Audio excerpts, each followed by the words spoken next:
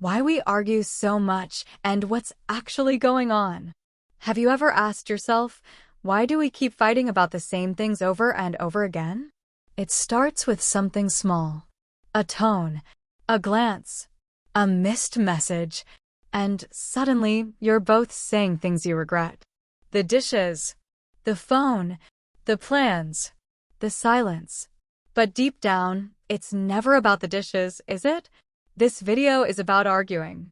Not just how to stop doing it, but how to understand what these arguments are really about.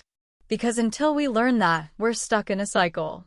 And it gets harder and harder to feel close, connected, and safe. So let me ask you this. What if most arguments aren't really about the surface issue at all? What if they're about a deeper emotional need that hasn't been met? That's the secret. Most fights are protests. They say, "Do you see me? Do I matter to you? Are you really there for me?" When you feel misunderstood or dismissed, your brain switches into threat mode. Your body prepares for battle. You stop listening and start defending. And so does your partner. Suddenly, it's not two people solving a problem. It's two people trying not to lose. And when love becomes a battlefield, nobody wins. But here's the good news. You can break that cycle. And it starts with one powerful idea. Conflict isn't the enemy. Disconnection is. The hidden pattern behind most fights. Most couples fight in patterns. It goes something like this. One person gets loud. The other shuts down. One chases. The other runs. One demands. The other defends. Sound familiar? Psychologists call this the pursue-withdraw cycle. And it's incredibly common. Not because you're toxic. Not because you're incompatible. But because you both want to feel safe, and you've learned opposite ways to get there. The pursuer is afraid of disconnection. So they protest. They raise their voice. They push for answers. It might look like anger, but underneath, it's fear. They're screaming, "Don't pull away from me." The withdrawer, on the other hand, is afraid of escalation. So they shut down. Stay quiet. Try to keep the peace. It might look like they don't care, but actually, they're overwhelmed. They're whispering, "Please stop yelling. I can't handle this." And the more one pushes, the more the other pulls away. Round and round. Until both of you feel alone and misunderstood. So, how do you break the pattern? Not by fixing each other. Not by keeping score. But by understanding what's happening beneath the surface. You're not enemies. You're two people with vulnerable hearts trying to protect yourselves from pain. Once you see that, the fight isn't you versus them anymore. It's us versus the pattern. And that changes everything. How to speak without starting a fight. Let's be honest. Sometimes it's not what you say, it's how you say it. Think about this. Have you ever tried to bring something up and it instantly turned into a fight? You wanted to share a feeling, but your partner heard criticism. You wanted closeness, but they felt blamed. Here's why that happens. Most of us were never taught how to express our emotions in a way that invites connection, not defense. We were taught to argue like lawyers. Here's my evidence. Here's what you did wrong. Here's why I'm right. But relationships don't need a judge or a jury. They need vulnerability. So, how do you speak in a way that lowers defenses and opens hearts?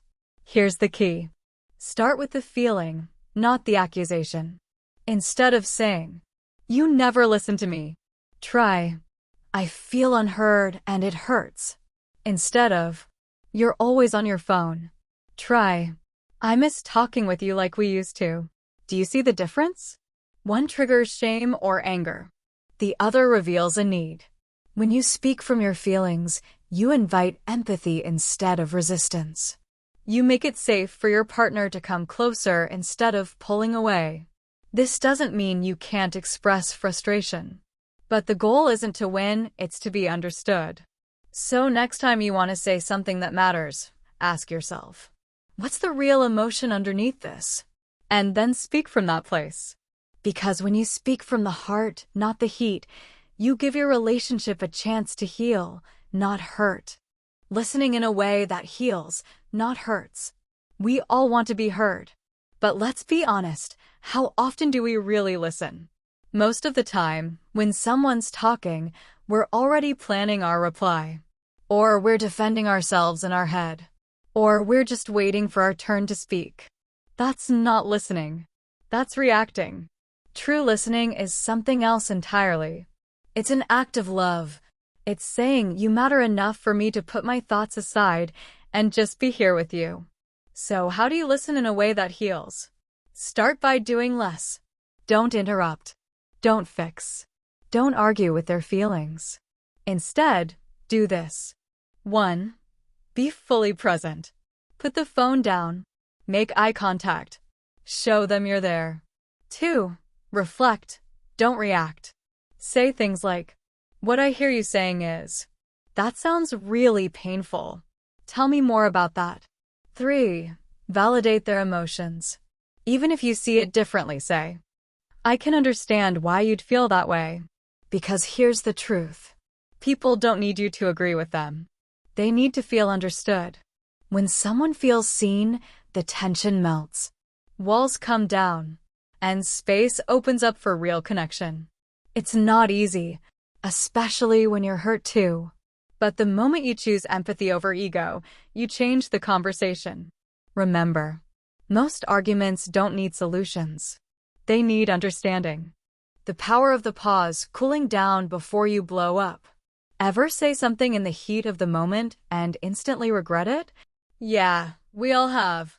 When emotions run high, your brain shifts into survival mode. It's called fight or flight. And in that state, you don't think clearly. You react. You defend. You attack. But here's the thing. You don't have to be a prisoner of the moment. You can pause. And that pause? It can save your relationship. Let me explain. Taking a pause doesn't mean ignoring the problem. It means protecting the connection by not letting things spiral. Here's how to use the power of the pause. 1. Notice the signs. Racing heart. Tight chest. Angry thoughts. That's your body telling you you're about to lose it. 2. Call a timeout, respectfully. Say something like, "I'm feeling overwhelmed. Can we take a short break and come back to this in 20 minutes? You're not running away. You're choosing to come back with a clearer head. 3. Breathe and reflect. Use the pause to calm your nervous system. Take a walk. Breathe deeply. Write down what you're feeling. Ask yourself, what's really going on beneath my anger? What do I need right now? Because often, beneath the shouting is pain. Beneath the silence is fear. Beneath the blame is a longing to feel close again. Coming back after a pause allows you to speak from clarity, not chaos. And that makes all the difference. You can't unsay hurtful words, but you can prevent saying them in the first place. When you're always the one who brings up the problems. Let's talk about something exhausting. Being the one who always starts the hard conversations. If you're the partner who notices when things feel off. If you're the one who says, "We need to talk." If you feel like the emotional weight of the relationship is on you. You're not alone. And you're not crazy for wanting more. Maybe your partner avoids conflict. Maybe they say, "Everything's fine," even when it's clearly not. Or maybe they just shut down when things get uncomfortable. And that silence? It starts to feel like rejection. Like you're the only one fighting for closeness. But here's what I want you to know. There's a big difference between emotional responsibility and emotional overfunctioning. You can't be the one who always brings the heart to the table. You can't fix connection alone. That's not a relationship. That's emotional labor. And it leads to burnout. So what do? 1. Speak up without shaming. Try this. "I feel like I'm the only one bringing up issues, and it makes me feel alone in this." Avoid blame. Express impact. 2. Set gentle boundaries. You don't have to carry the whole relationship. It's okay to say, "I need to feel like we're both working on this." Can we agree to have regular check-ins? 3. Watch your own pattern. Sometimes, overfunctioners rush in to fill silence because it's uncomfortable. Give space. Let your partner come toward you. Remember, you deserve to feel like your emotional effort is matched. Not perfectly, not always, but enough to feel safe and supported. Real intimacy isn't about one person doing all the work. It's about two people turning toward each other together. How to reconnect after a fight, the repair ritual. No matter how much you grow, you'll still argue sometimes. That's normal. The difference between couples who last and couples who don't isn't whether they fight. It's how they repair afterward. Think about it. Every relationship has moments of rupture. But the healing? That's where real intimacy is born. So, let's talk about the repair ritual, the art of coming back together after a fight. It doesn't have to be dramatic. It doesn't require hours of therapy. It just needs honesty, humility, and a little courage. Here's how to do it. 1. Come back when you're calm. Don't force reconnection while you're still hot with emotion. Let your body settle. Breathe. Come back when your heart's open. 2. Take ownership. Say something like, I didn't handle that well. I see how my words hurt you. This isn't about blame. It's about your part. 3. Make space for their pain. Let your partner share how they felt. Don't interrupt. Don't defend. Just listen. Validate. Hold space. 4. Share your own feelings gently. Not to win, but to be seen. I felt afraid you were pulling away. I got defensive because I didn't feel heard. 5. Reaffirm the connection. Even a simple I love you or I don't want us to drift apart can be healing. 6. Do something kind. A small gesture, making tea, holding their hand, sending a soft message, can go a long way. Because here's the thing. Love isn't perfect, but love that's willing to repair? That's powerful. Arguments don't have to create distance. Handled well, they can actually bring you closer. Building a relationship where arguments aren't the default. Imagine this. A relationship where you don't feel like you're walking on eggshells, where disagreements don't explode. And connection is the default, not the exception. It's possible, but it doesn't happen by accident. It happens when both people are intentional. So, if you're ready to argue less and connect more, here are the habits that build a relationship where safety, not conflict, is the foundation. 1. Create emotional check-ins. Once a week, sit down for 15 minutes and ask each other, how are we doing? What's something you've been feeling lately that I might have missed? This prevents issues from building up and exploding later. 2. Celebrate the small things. Notice effort. Say thank you. Smile at each other. Don't just manage problems, nurture the good. 3. Learn each other's triggers. Not to avoid responsibility, but to approach each other with care. I know that tone hurts you. I'll work on it. I know silence makes you anxious. I'll try to stay present. 4. Keep curiosity alive. Ask questions. Explore each other. Keep learning who your partner is becoming. People change. Stay connected to the evolution.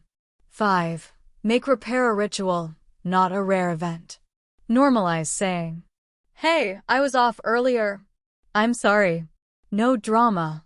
Just love. Just effort. 6. See yourselves as a team. You're not opponents. You're partners. It's not me versus you. It's us versus the problem.